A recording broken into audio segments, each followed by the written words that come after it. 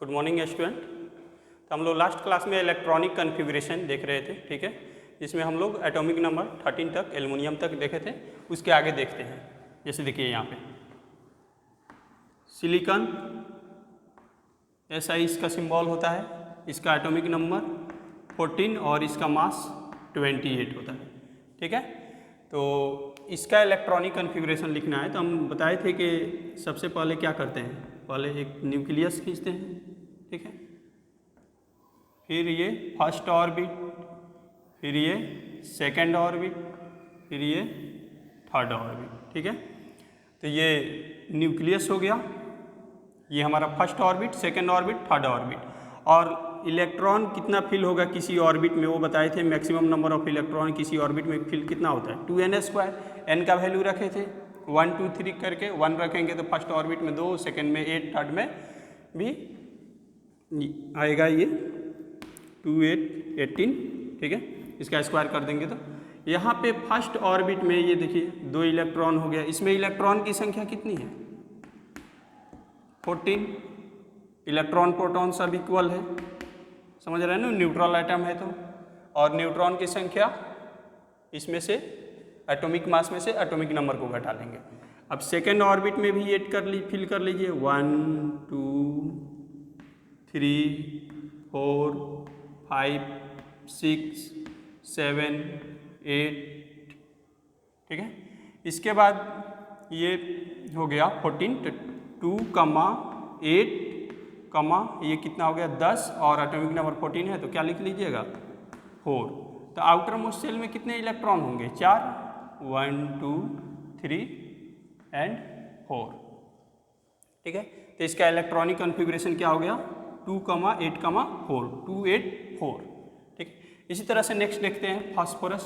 Atomic number इसका कितना होता है 15, मास 31, इलेक्ट्रॉन का संख्या, प्रोटॉन का संख्या न्यूट्रल एटम के लिए क्या होता है इक्वल होता है। और वो किसके इक्वल होगा एटॉमिक नंबर के 15। यहाँ पे देखेंगे ये न्यूक्लियस, ये फर्स्ट ऑर्बिट, सेकेंड ऑर्बिट और ये थर्ड ऑर्बिट। फर्स्ट ऑर्बिट में कितने इलेक्ट्रॉन मैक्सिमम 2, सेकेंड में कितने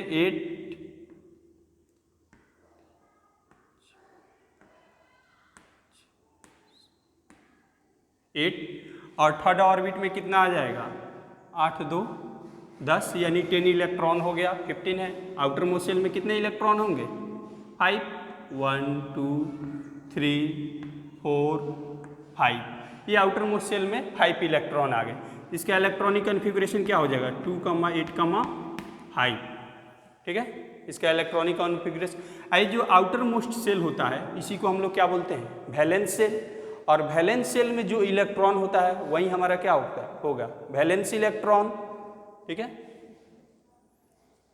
नेक्स्ट यहाँ पे देखिए सल्फर। सल्फर को ऐसे रिप्रेजेंट करते हैं, एटॉमिक नंबर कितना 16, मास 32। यहाँ पे इलेक्ट्रॉन प्रोटॉन का संख्या कितना हो जाएगा इलेक्ट्रॉन प्रोटॉन वो किसके इक्वल होगा जेड के इक्वल होगा एटॉमिक नंबर के, और वो किसके कितना है 16। यहाँ पे बना लीजिए डायग्राम, ये पॉजिटिव न्यूक्लियस, ये फर्स्ट ऑर्बिट, ये सेकेंड ऑर्बिट और ये थर्ड ऑर्बिट। अब फर्स्ट ऑर्बिट में मैक्सिमम 2,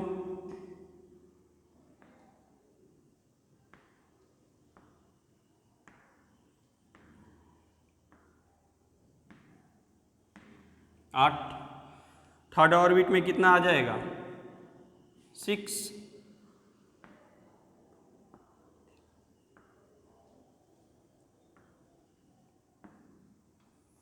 इसका इलेक्ट्रॉनिक कॉन्फ़िगरेशन क्या हो जाएगा 2, 8, 6, ठीक है। नेक्स्ट आ जाएगा यहाँ पे, नेक्स्ट इसको नोट कर लीजिए, पॉज कर लीजिएगा, नोट कर लीजिएगा, ठीक है।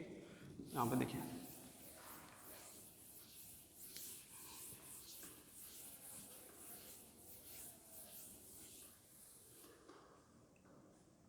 नेक्स्ट एटॉमिक नंबर 17, ठीक है। 17 इसका मास कितना होता है 35.5, ठीक है। तो इसमें हमारा जो होगा यहाँ देखिए ये हो गया nucleus, first orbit, second orbit, third orbit. First orbit में मैक्सिमम कितने इलेक्ट्रॉन होंगे? 2। सेकेंड में कितने? 8।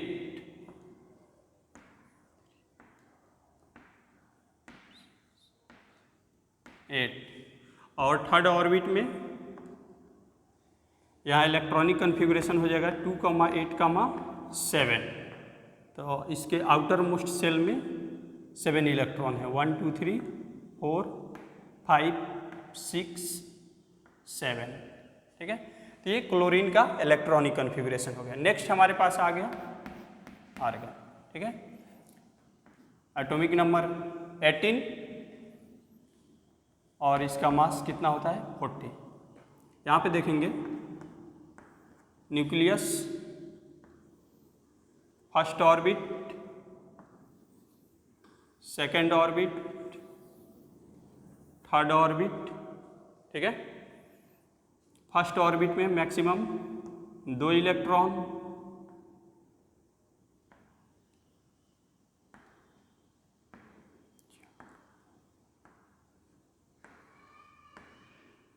और इसमें इलेक्ट्रॉनिक कन्फिगरेशन क्या हो जाएगा? 2, 8, एक बढ़ गया। 1, 2, 3, 4, 5, 6, 7, 8। ठीक है, तो इसमें 8 इलेक्ट्रॉन हो गया। ये आर्गन के लिए हो गया 2, 8, 8। अब इसका जो आउटर मोस्ट सेल है उसमें कितने इलेक्ट्रॉन हो गए? 8। 8 इलेक्ट्रॉन हो गया, तो इसकी अब वैलेंसी क्या हो जाएगी? वैलेंस इलेक्ट्रॉन तो 8 हो जाएंगे, लेकिन वैलेंसी क्या हो जाएगा? 0, 0। समझ रहे हैं ना, क्योंकि इसके आउटर मोस्ट सेल में कितने इलेक्ट्रॉन हो गए? 8। ठीक है, तो ये इलेक्ट्रॉनिक कन्फिगरेशन हमारा 18 तक रहा। ठीक है, इसको पहले नोट कर लीजिए, इसके आगे हम लोग देखते हैं।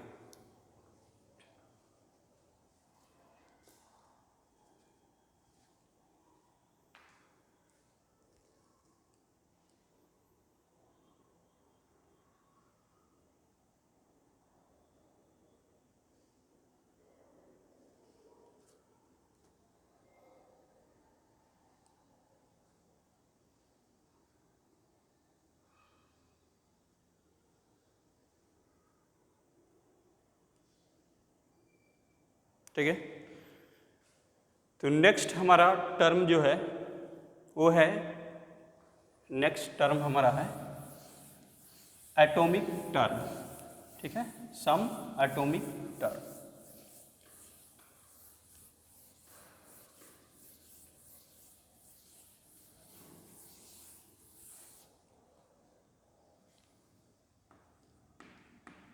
सम एटॉमिक टर्म। ठीक है, फर्स्ट आते हैं एटॉमिक नंबर। एटॉमिक नंबर क्या होता है?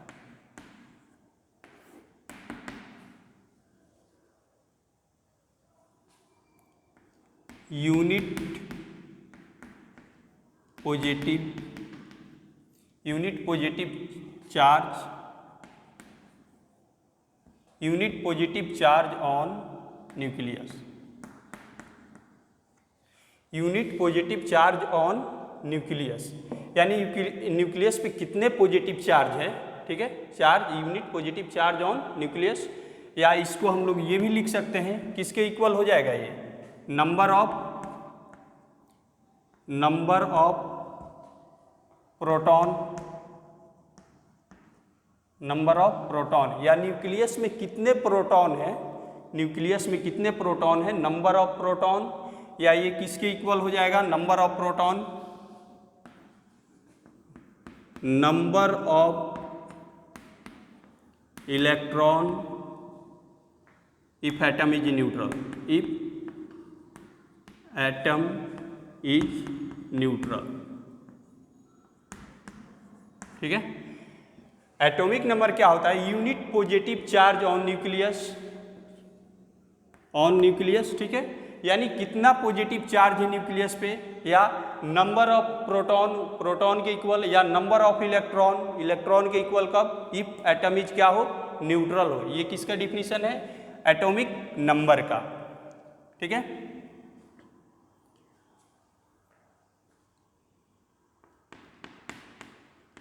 Atomic mass.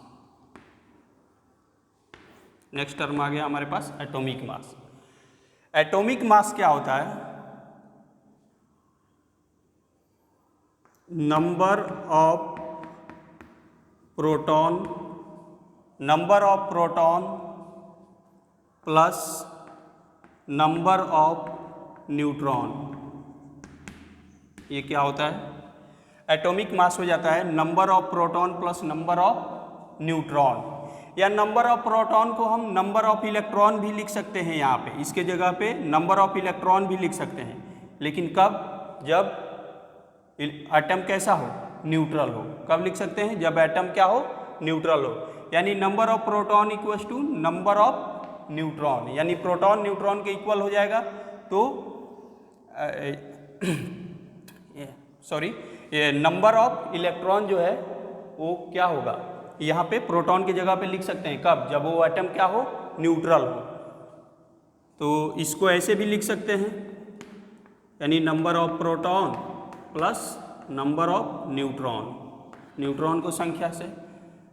ठीक है, ये किसके इक्वल हो जाएगा? एटॉमिक मास के इक्वल हो जाएगा। या इसको इलेक्ट्रॉन लिख सकते हैं। कब? जब वो एटम क्या रहे? न्यूट्रल रहे। और ये न्यूट्रॉन का संख्या जो होता है, नंबर ऑफ न्यूट्रॉन जो होता है, नंबर ऑफ न्यूट्रॉन, वो किसके इक्वल होता है? ए माइनस जेड, वेयर ए क्या है? एटॉमिक मास, और एटॉमिक मास से जेड क्या है? Atomic number.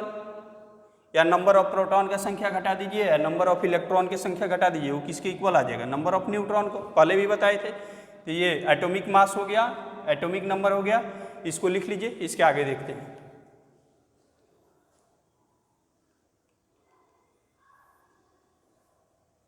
हाँ, यहाँ पे देखिए एक चीज, यहाँ पे लिख लीजिएगा number of unit positive charge, number of, ये यहाँ पे number of unit positive charge on nucleus, या नंबर ऑफ प्रोटॉन या number of electron if atom is क्या रहे? वो न्यूट्रल रहे। यहाँ पे एटॉमिक मास यानी number of proton plus neutron. ठीक है, हो गया, नोट कर लिए। चलिए आगे देखते हैं।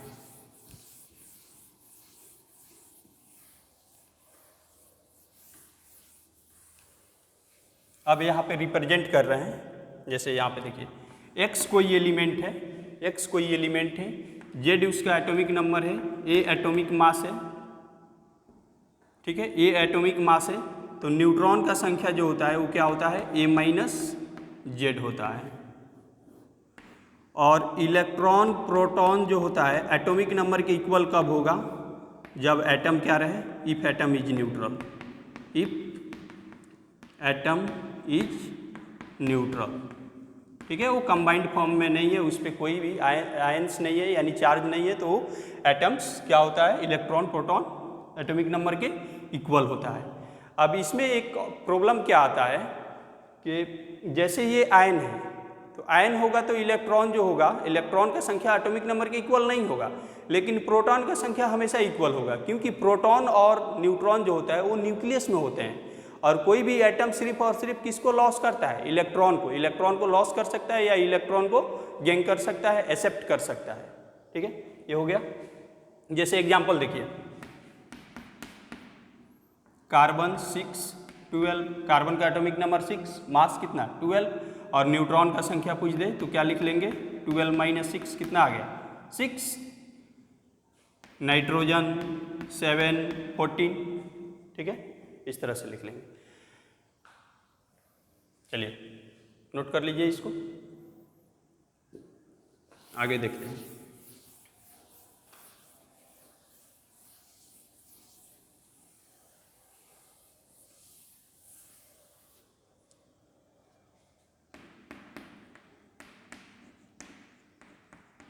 आइसोटॉप्स, आइसोटॉप्स क्या होता है?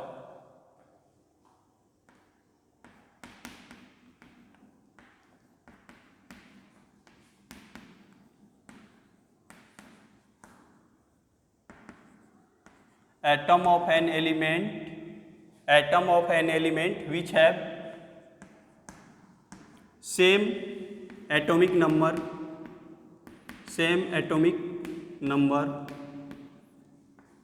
But different mass number. ठीक है, यानी atom of an element which have same atomic number but different mass number हो, उसको हम लोग क्या बोलेंगे, आइसोटॉप्स। जैसे एग्जांपल यहाँ पे देखिए, हाइड्रोजन के 3 आइसोटॉप्स होते हैं, प्रोटॉन 1,1, ड्यूटेरियम 1,2, टाइटेनियम 1,3। अब यहाँ पे तीनों एलिमेंट का एटॉमिक नंबर क्या है, सेम है, लेकिन इसके मास नंबर क्या है, डिफरेंट है। ये हो गया आइसोटॉप्स। जैसे एग्जांपल देखिए, कार्बन 6 12, कार्बन 6 14, 14 14। ठीक है, ये भी दोनों क्या है, आइसोटॉप्स हैं। समझ रहे हैं ना, दोनों का atomic number same, mass number different, तो ये भी आइसोटॉप्स है। या एक और एग्जांपल लिख सकते हैं, ऑक्सीजन 8 16, ऑक्सीजन 8 17 या 18 भी होते हैं। ठीक है, तो ये भी एक आइसोटॉप्स हो गया। आइसोबार, नेक्स्ट हेडिंग डालिए, isobar. Next heading isobar. Isobar में क्या होता है, 2 different element, 2 different element which have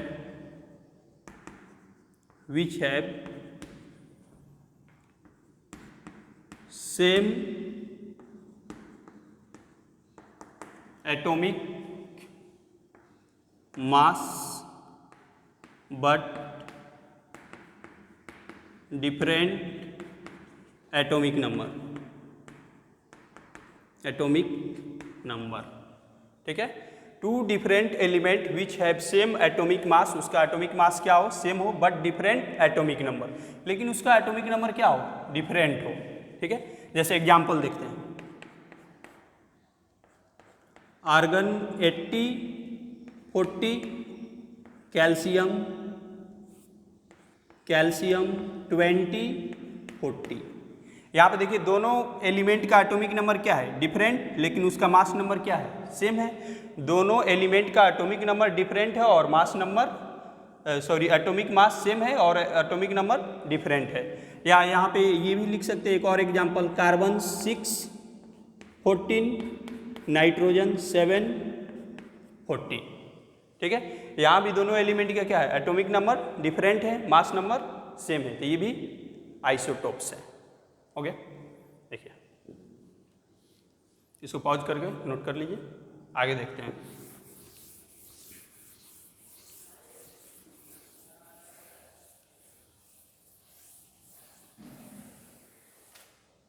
लिखिए iso electronics.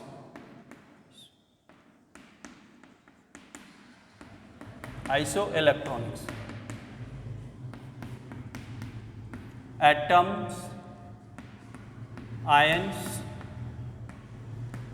molecules which have same number of electron.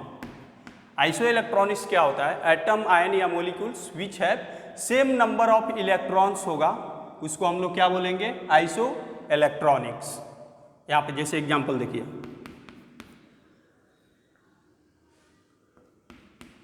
Sodium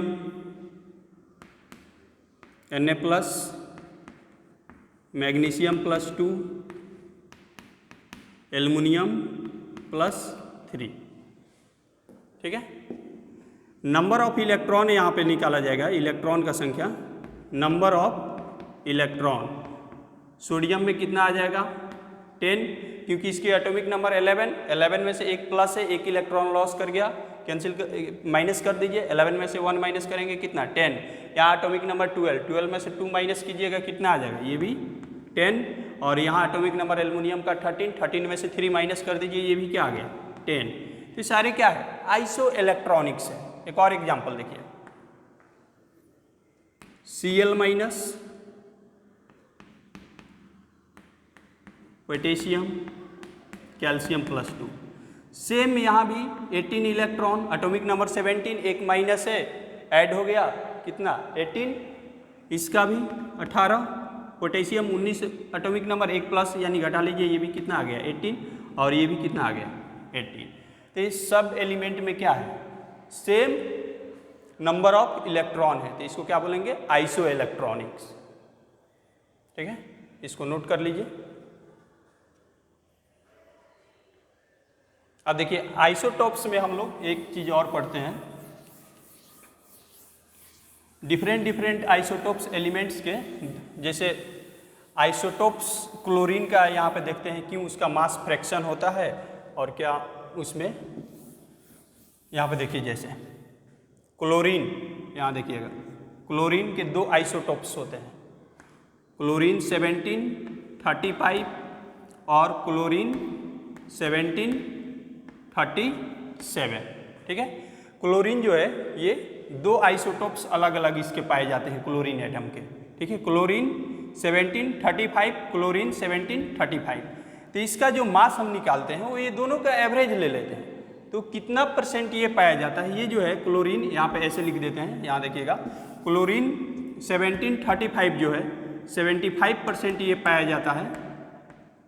ठीक है, और क्लोरीन जो है 1737 ये 25% पाया जाता है। ठीक है, तो यहाँ पे हमें इसका निकालना है, दोनों आइसोटोप्स का एवरेज मास। क्या निकालना है, एवरेज मास। एवरेज मास, अब एवरेज मास कैसे फाइंड आउट करते हैं, वो क्या होता है, यहाँ पे देखिए 17, इसका मास का मल्टीप्लाई कर दीजिए, मास कितना है 17 एटॉमिक नंबर, इसका मास कितना है 35, आप मल्टीप्लाई कर दीजिए 35 गुने कितना % पाया गया 75, यानी 75 प्लस 37 मल्टीप्लाई बाई 25। ठीक है, ऐसे कर दीजिए, डिवाइड बाई 75 प्लस 25। अब इसको कैलकुलेट कर लीजिए, यहाँ पे देखिए इसको कैलकुलेट कर लीजिएगा, तो यहाँ पे कॉमन कर लीजिए, 25 को कॉमन कर लेते हैं, 25 को कॉमन कर लेते हैं, तो ये हो जाएगा 35 गुने 3 प्लस यहाँ भी 25 को कॉमन कर लेते हैं, तो 37 गुने 1 यानी 37, डिवाइड बाई कितना 75 प्लस 25 कितना हो गया 100। इसको कैंसिल कर दीजिए, ये कितना आ गया 35 थी, 105 प्लस 37 डिवाइड बाई 4।